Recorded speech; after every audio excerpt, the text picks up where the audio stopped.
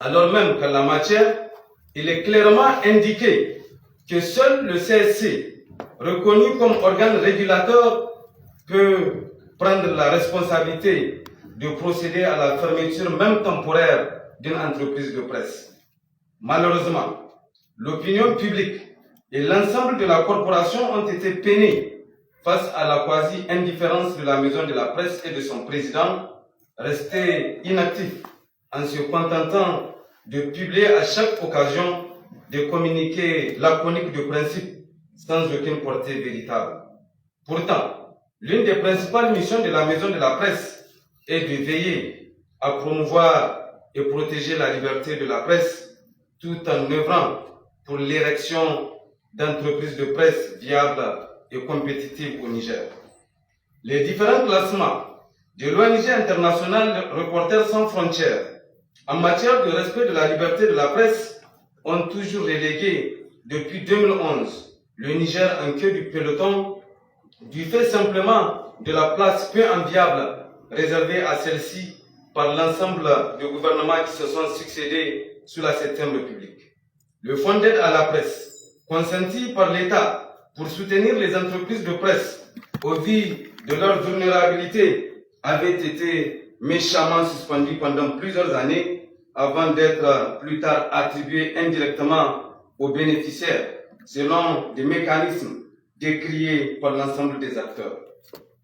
Toutes ces entraves et travers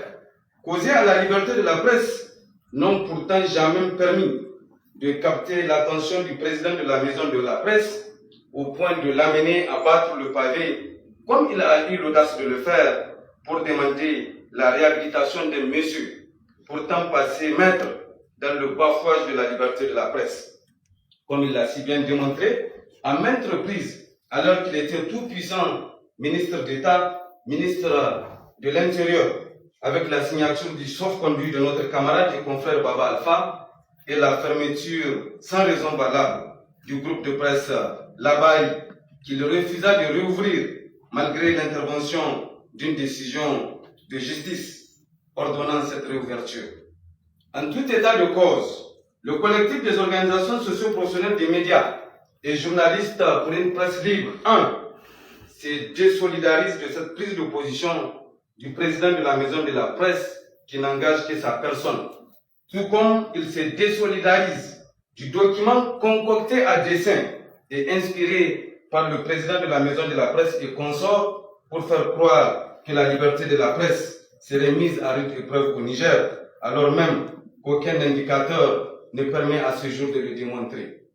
Et dit non à toute initiative visant à saper la ferme détermination du peuple souverain du Niger à lutter pour sa vraie souveraineté, son indépendance et sa liberté. Exige un audit indépendant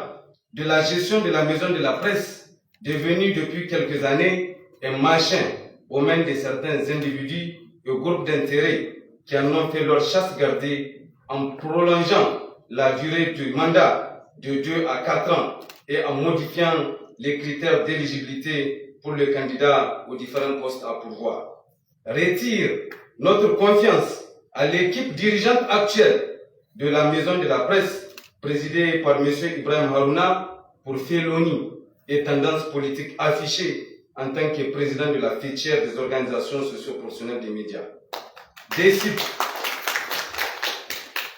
Décide de lancer à compter de ce jour, au sein de la corporation, une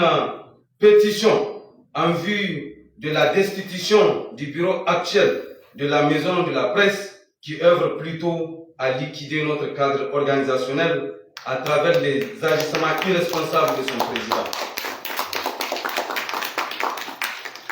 Appelle l'ensemble des confrères à demeurer mobilisés et sereins pour faire aboutir les légitimes attentes de la corporation qui sont entre autres la mise en œuvre de la loi sur la publicité, le rehaussement de l'enveloppe allouée au fonds d'aide à la presse et la révision de son mode d'attribution, la convention collective, le rehaussement de la subvention accordée à l'ORTN, demande la convocation des états généraux de la presse pour permettre de solutionner à l'interne les multiples maux qui assaillent le secteur.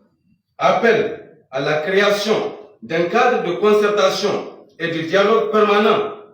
entre les organes de transition et les organisations socio-professionnelles des médias légalement constituées pour garantir la jouissance de la liberté de la presse, épine dorsale et fondement de toute démocratie véritable. Et enfin, apporte notre ferme et indéfectible soutien à la marche glorieuse et patriotique du peuple nigérien vers son indépendance et sa souveraineté valablement exprimée et représentée par le CNSP. Vive le Niger, vive la démocratie, en avant pour la liberté de la presse, tous unis la patrie ou la mer nous vaincrons, la lutte continue, je vous remercie.